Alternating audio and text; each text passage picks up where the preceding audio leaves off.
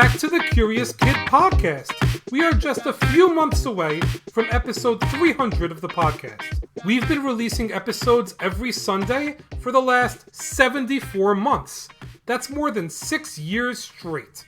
Are you getting sick of hearing me and Olivia? I hope not. Anyway, we absolutely love it when our listeners leave us voicemails and we get the chance to hear your voices and learn more about you.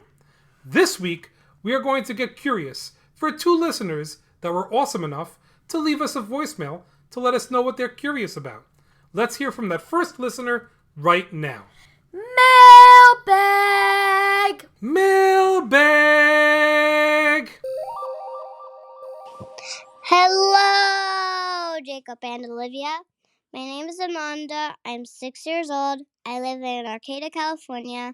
Me and my dad are curious about toothpaste, Quidditch, shoes, and raccoons. Does toothpaste mold? Thank you for making this awesome podcast. Have a beautiful day. Wow, that was such an incredible voicemail. By the way, I absolutely love the long hello at the beginning of the message.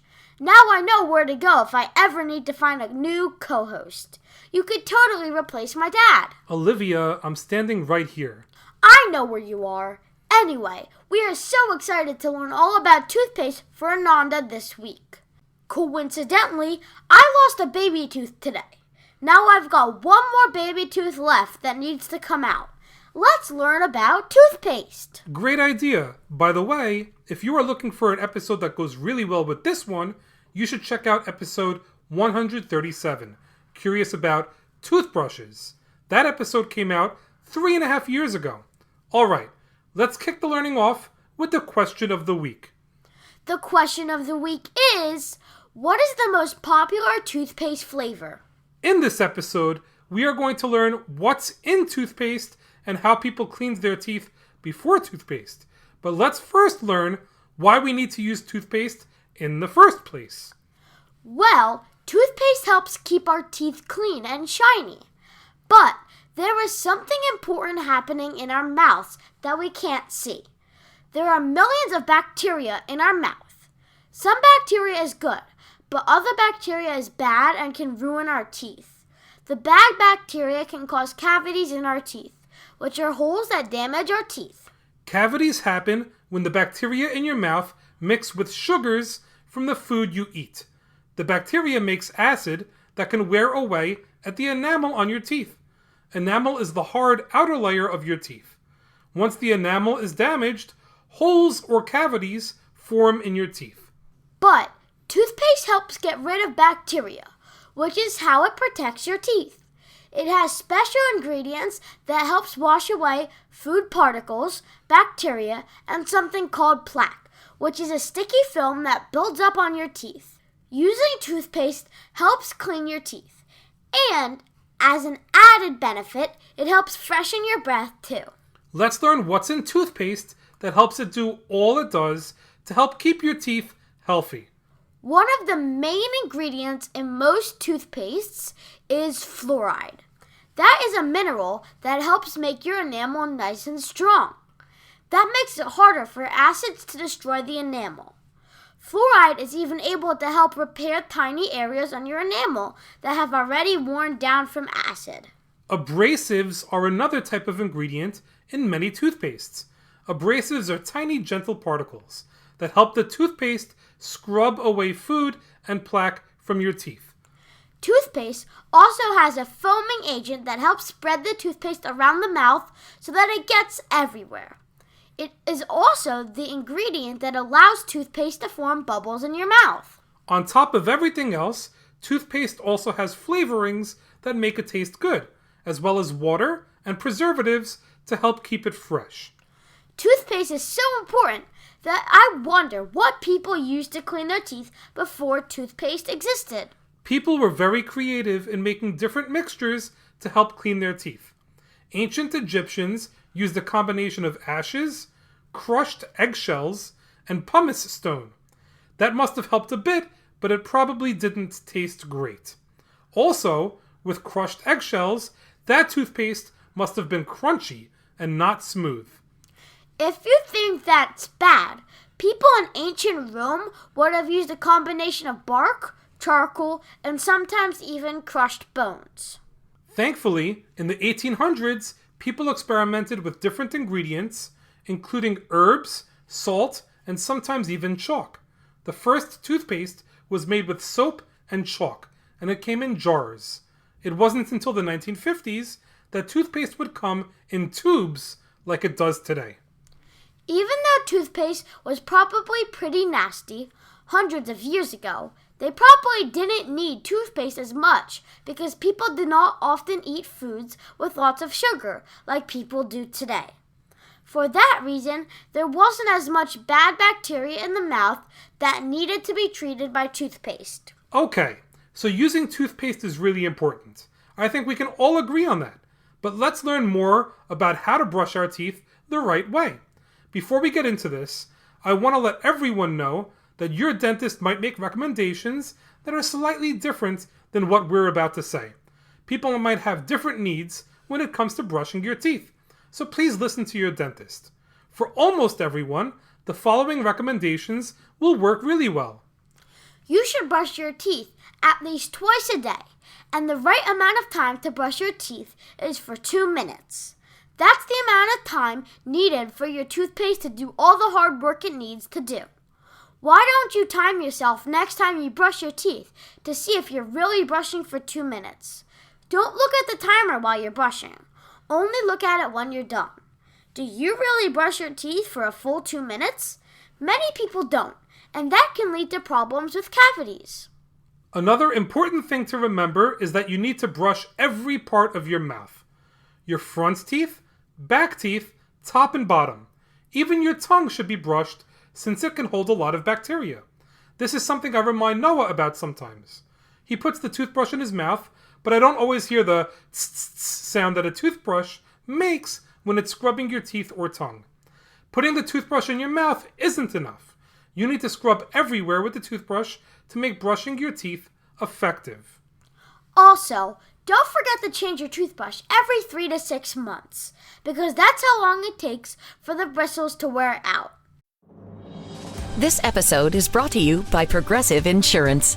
You chose to hit play on this podcast today. Smart choice. Progressive loves to help people make smart choices. That's why they offer a tool called Auto Quote Explorer that allows you to compare your Progressive car insurance quote with rates from other companies. So you save time on the research and can enjoy savings when you choose the best rate for you. Give it a try after this episode at Progressive.com. Progressive Casualty Insurance Company and Affiliates. Not available in all states or situations. Prices vary based on how you buy. All right, folks, we have another voicemail to listen to in just a minute. But before we get to that, here comes Noah with 5 unbelievable facts you need to know about toothpaste. Take it away, Noah. Fact number 1. The reason that toothpaste comes in tubes is because of paint. In the late 1800s, a dentist by the name of Dr. Washington Sheffield came up with an idea of putting toothpaste in tubes after seeing how artists squeezed the paint out of tubes. He figured that toothpaste would be easier to use if it came in squeezable tubes as well. Fact number 2. Animals have their own way of cleaning their teeth. For example, dogs chew on bones and toys to help scrape plaque off their teeth. Beavers have iron in their teeth that helps keep their teeth strong. Even though animals don't usually use toothpaste, they have their own ways of cleaning their teeth. Fact number 3. Toothpaste has been used for lots of things besides cleaning teeth. It's been used in surprising ways, like cleaning silver jewelry and removing scratches from CDs. That's so cool! Fact number 4. Toothpaste can change the way your food tastes. After brushing your teeth, food will taste more bitter and less sweet. The classic example that people use is orange juice. Take my word for it and don't try to drink orange juice right after brushing your teeth. Fact number 5. Toothpaste generally expires after about 2 years. Of course, if we use toothpaste often enough, our toothpaste shouldn't expire. That's because the average person goes through about 6 tubes of toothpaste per year. Great job, Noah. Now, before we get to our next voicemail and mini topic of the week, let's answer the question of the week. Olivia, what is the most popular toothpaste flavor? The most popular toothpaste flavor is mint. Toothpaste is available in lots of different flavors, so find one that does the trick and is also tasty. There are lots of strange toothpaste flavors out there too. For example, there is bacon-flavored toothpaste, pickle-flavored toothpaste, coffee-flavored toothpaste, and so much more. Okay, so we got another super adorable voicemail from a pair of very synchronized listeners in Canada. What do I mean by very synchronized? Well, check this out. Hi, my name is Sophia. And my name is Karis. We live in Squamish, BC, and our question for you is, how do Pop Rocks work? We listen to your podcast so much. One of our favorites is the one about octopuses. Thank you. Bye. Are you serious? That was too adorable. They must be twins, right? I can't even imagine how many times we would have to rehearse that before we could say the same thing at the same time and make it sound that good. That was so awesome, and it makes me smile every time I listen to that voicemail. So, let's answer their question. Pop Rocks is a candy, and when you put it in the mouth, it pops. Let's learn about the science of Pop Rocks. Hard candy, like lollipops for example, are made using a mixture of corn syrup, sugar, water, and flavoring. The mixture is heated up until the water boils off. The thing that makes Pop Rocks unique is that the mixture is combined with carbon dioxide gas. That's the secret of Pop Rocks. Each piece of Pop Rocks has pressurized carbon dioxide bubbles that can be seen if you examine the candy using a magnifying glass. When you put the candy in your mouth, your saliva starts to dissolve the candy, which will result in the gas escaping from the candy. The gas bubbles in the candy pop, which results in a popping sound, as the tiny pieces of Pop Rocks candy fly around in your mouth. Pop Rocks are safe, and they contain a small fraction of the carbon dioxide found in soda. The only thing that separates them from other hard candies, like Jolly Ranchers, is the pressurized carbon dioxide. They are kind of like yummy fireworks in your mouth. Even though Pop Rocks are safe, they are a sugary candy. So if you enjoy Pop Rocks, you're definitely going to want to make sure you are using toothpaste too. Protect your teeth, folks! Well, that's a wrap for this week's episode. Thanks so much for listening to this week's podcast, number 278 on toothpaste. Great job, Olivia, and great job, Ananda, for the minty fresh episode topic suggestion. Join us next week when we will get curious about seashells for listeners in Oregon and California. As always, thank you so much for listening and getting curious with us.